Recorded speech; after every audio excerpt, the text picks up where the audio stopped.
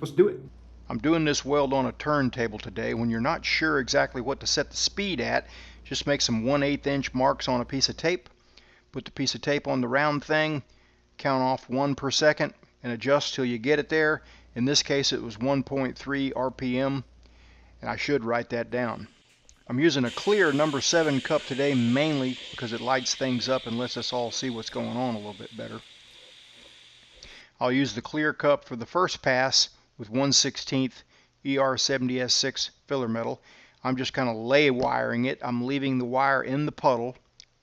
You could dip the rod in and out of the puddle on a fillet weld like this, but with such a small filler metal, I'm 100% sure that I'm getting right into the root of that joint.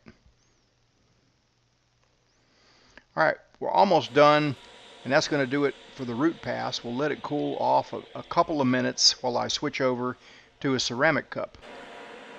I put together a new kit I call a Lucky 7 kit. It's got a clear cup and a ceramic cup, as well as the hardware to use both. All I have to do is pop the O-ring off and screw that ceramic cup on. Now I'm ready to go for that second pass, and I'll be walking the cup on this pass.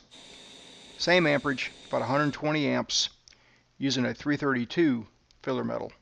ER70S6 still. Generally speaking, if somebody gives me the choice of ER70S6 versus S2, I'll go with the S6. It just seems to flow nice, and it really helps when you're doing a full penetration root pass on something. But even on a joint like this, where it's not full penetration, it does flow nice, and I like it.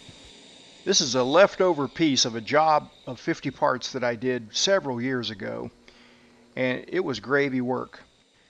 This is the kind of work you wish you could cherry pick and do thousands of these and just make good money and make nice looking welds, but that's just not the way it works sometimes. But I really enjoyed the job while I had it, and I had this one leftover piece that I thought I'd throw a number 7 cup on there and see how it did, and it looks like it did pretty good.